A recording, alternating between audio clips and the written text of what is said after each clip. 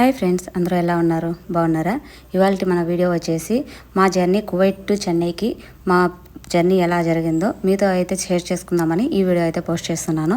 ఇది వచ్చేసి మేము కువైట్ ఎయిర్వేస్కి అయితే మేము ఫ్లైట్కి వెళ్ళున్నాము. ఇక్కడ ఎయిర్పోర్ట్లో చాక్లెట్స్ ఉంటాయి కదా, ఇక్కడ చాక్లెట్స్ ప్రైజెస్ అయితే ఆకాశాన్ని అంటినట్టు అలా ఉన్నాయన్నమాట. చూస్తున్నారు కదా, ఈ చిన్నవి డబుల్ కూడా కాదు, ట్రిపుల్ ఉన్నాయన్నమాట ప్రైజెస్. చూసారా, ఇది 18.6 అంటే స్నీకర్స్ ఒక 3 ప్యాకెట్స్ వచ్చేసి బై 2 get 1 అని పెట్టారు. యాక్చువల్ ప్రైస్ అయితే 28 KD అంట. ఇప్పుడు ఆఫర్లో 18.6 అంటే నియర్లీ 19 KD అలా పడుతుంది. అంటే 19 KD అంటే మనం ఇండియాలో చూస్తున్న వాళ్ళైతే కన్వర్ట్ చేసుకోండి, 1 KD వచ్చేసి 277 రూపీస్ అలా ఉందన్నమాట. చూడండి ఎంత ఎక్స్పెన్సివ్గా ఉన్నాయో. మాకైతే చిన్నప్పుడు అబ్రాడ్ అంటే ఫస్ట్ గుర్తొచ్చేది ఏంటంటే చాక్లెట్స్ అనమాట. ఇప్పుడు ఎంత ఎక్స్పెన్సివ్గా మారిపోయాయి అంటే అప్పటికి ఇప్పటికి చాలా డిఫరెన్స్ ఉంది. అవే కాదు, అన్నీ కూడా ప్రైజెస్ వేరీ అయ్యాయి. కాకపోతే ఇక్కడ నార్మల్గా కువైట్లో ఉన్న వాటికి ఇక్కడ ఎయిర్పోర్ట్స్లో ఉన్న వాటికి ప్రైజెస్ అయితే ఎలా ఉన్నాయో మీకు కూడా తెలుస్తుంది అని అయితే నేను మీకోసం అయితే షేర్ చేసుకుంటున్నాను. ఇవి ఆల్రెడీ అంటే ట్రిపుల్ ఉంటాయన్నమాట ప్రైజెస్. సో ఎవరైనా సరే జర్నీ ప్లాన్ చేసుకున్న వాళ్ళు ఎక్కడైనా కువైట్లోనే కొని తీసుకెళ్ళడం బెటర్ అనమాట, ఇక్కడ ఎయిర్పోర్ట్లో తీసుకునే దానికంటే. ఇంకొక విషయం ఏంటంటే, ఇక్కడ ఎయిర్పోర్ట్లో ఏదైనా తీసుకోవాలి అనుకుంటే ఇక్కడ డైరీ మిల్క్, ఎవరికైనా డైరీ మిల్క్ ఫేవరెట్ ఉంటుంది కదా, కొంతమంది తీసుకోవాలి అనుకుంటే, ఎవరికైనా గిఫ్ట్ చేయాలి అనుకుంటే, పెద్ద చాక్లెట్స్ లాగా ఇవ్వాలి అనుకుంటే ఇవి ఇంత సైజువి ఓన్లీ ఎయిర్పోర్ట్లో మాత్రమే అవైలబుల్లో ఉన్నాయన్నమాట. ఇవి కూడా బై 2 get 1 అని పెట్టారు. 8.7 KD పెట్టారు. నార్మల్గా సూపర్ మార్కెట్స్లో అక్కడ బయట అయితే కొద్దిగా సైజెస్ మనకు ఇక్కడ ఇండియాలో ఎలా దొరుకుతాయో అలానే ఉంటాయన్నమాట. ఈ సైజ్ డైరీ మిల్క్ అయితే ఇక్కడ ఓన్లీ ఎయిర్పోర్ట్స్లో మాత్రమే అవైలబుల్లో ఉంటుంది. మామూలుగా కువైట్లో లోపల సూపర్ మార్కెట్స్లో అయితే లేదన్నమాట. ఇంకా మేమైతే లాస్ట్ టైము ప్రీవియస్ వెళ్ళినప్పుడు అయితే తీసుకున్నాము. ఈసారి అయితే మాకు ఆల్రెడీ మేము కువైట్లో అంటే మేము ఆల్రెడీ పర్చేస్ చేసేసాము.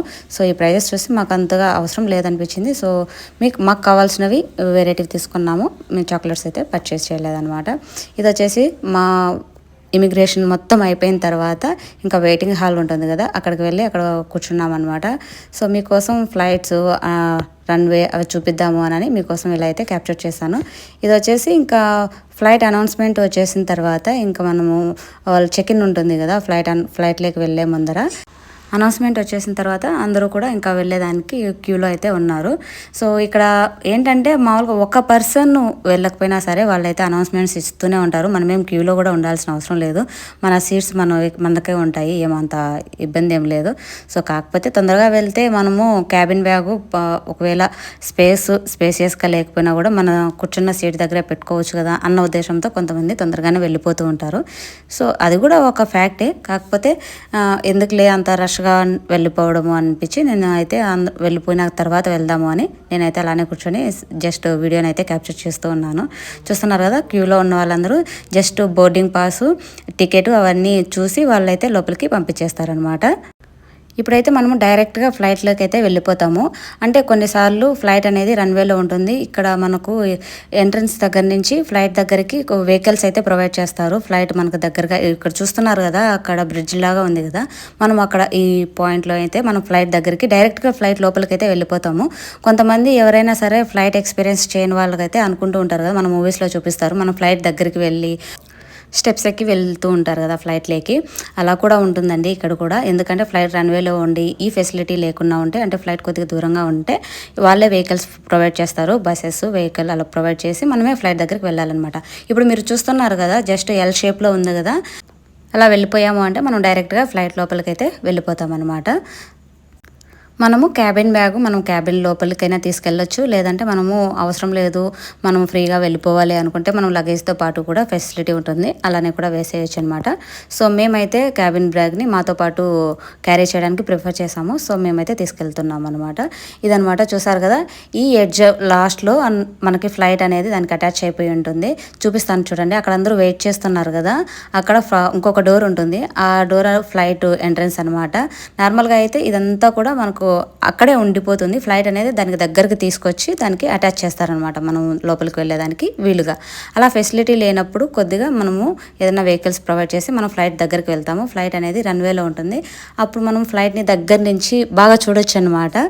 సో అది కూడా ఒక బెస్ట్ ఎక్స్పీరియన్స్ అనే చెప్పొచ్చు. మామూలుగా వెహికల్లో కూడా మనకేమంత స్ట్రెస్ఫుల్గా అలా ఏమి ఉండదు, బాగా ఫ్రీగానే ఉంటుంది. అక్కడ ఏసీ కనిపిస్తుంది కదా, ఏసీ కనిపించిన దానికి ఇంకా అటువైపు ఒక డోర్ కనిపిస్తుందా, అదే ఫ్లైట్ది ఎంట్రన్స్ అనమాట. అక్కడ మా ఎయిర్ హోస్టర్స్ చెక్ చేస్తున్నారు సీట్ నెంబర్స్ అవన్నీ, కొంతమందికి తెలియకపోతే చెప్పేదానికి. చూడండి మీకోసం అయితే ఇక్కడ కూడా వీడియో అయితే క్యాప్చర్ చేశాను. అది ఫ్లైట్ ఎంట్రన్స్ అనమాట. ఎవరైనా సరే చూడని వాళ్ళు ఉంటే వాళ్ళు మీకోసం కొద్దిగా తెలుసుకుంటారని అయితే ఇక్కడ కూడా వీడియో అయితే క్యాప్చర్ చేశాను. చూడండి చాలా బాగుంది కదా. ఇది మేము వెళ్తున్న ఫ్లైట్ కువైట్ ఎయిర్వేస్. ఇంకా లోపలికి వెళ్ళిపోయిన తర్వాత మా లగేజ్ అయితే పెట్టేసుకొని మేము మా సీట్లో అయితే కూర్చునేసాము. వెళ్ళిన వెంటనే వాళ్ళు కొద్దిగా అనౌన్స్మెంట్ ఇచ్చేసి జస్ట్ ప్రికాషన్స్ గైడెన్స్ లాగా మనకు ఎమర్జెన్సీ ఏమన్నా ఉంటే మనము సేఫ్టీ ప్రికాషన్స్ ఏమేమి తీసుకోవాలి అనేది అయితే వాళ్ళైతే గైడ్ చేస్తారు. సో అవన్నీ అయిపోయాయి అనమాట. ఇప్పుడు చూడండి మేము వెయిట్ చేస్తున్నాము, ఇంకా ఫ్లైట్ అనేది టేక్ ఆఫ్ అయితే కాలేదు. ఇది వచ్చేసి రన్వే అనమాట. మాకైతే విండో సీట్ వచ్చింది. వీళ్ళైతే పడిపోతే ఏమేమి ప్రికాషన్స్ తీసుకోవాలి, ఏమన్నా ఎమర్జెన్సీ అని అంటారు. మీలో ఎంతమందికి ఫ్లైట్ ఎక్కిన వెంటనే ఓమ్మో మేము సేఫ్గా రీచ్ అవుతామా లేదా, ఇది ఏమన్నా పడిపోతుందా అని అనేది అంటే కొద్దిగా భయం ఉంటుంది కదా, ఫియర్ ఉంటుంది కదా. అలా మీలో ఎవరికైనా అలా అనిపిస్తుందా మీరు ఫ్లైట్ ఎక్కిన ప్రతిసారి? అంటే నేనైతే ఫస్ట్ టైం అయితే అలా అనిపించింది. ఇది మధ్యలో కూలిపోతే మేబీ ఏమన్నా అయిపోతుందేమో, అంటే landing take off first time కదా, ఫస్ట్ ఎక్స్పీరియన్స్ అయితే నాకు అలా అనిపించింది అనమాట.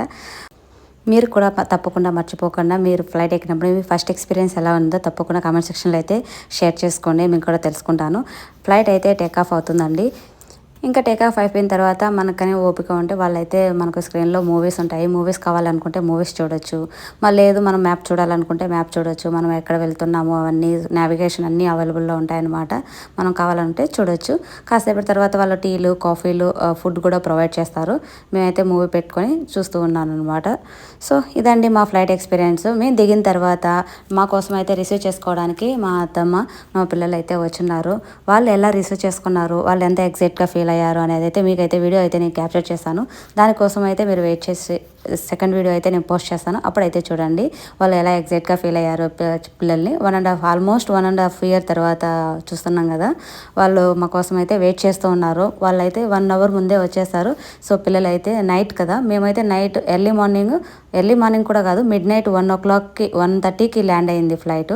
సో వాళ్ళైతే నిద్రలో ఉన్నారు కదా, ఎగ్జైట్మెంట్గా అయితే వాళ్ళు వెయిట్ చేస్తున్నారు. ఎలా రిసీవ్ చేసుకున్నారు, వాళ్ళ మూమెంట్స్ని క్యాప్చర్ చేయాలనిపించింది. ఎందుకంటే బెస్ట్ మెమరీస్ కదా, వాళ్ళు పెద్ద అయిన తర్వాత కూడా చూసుకోవచ్చు, మనకు కూడా ఉంటాయి.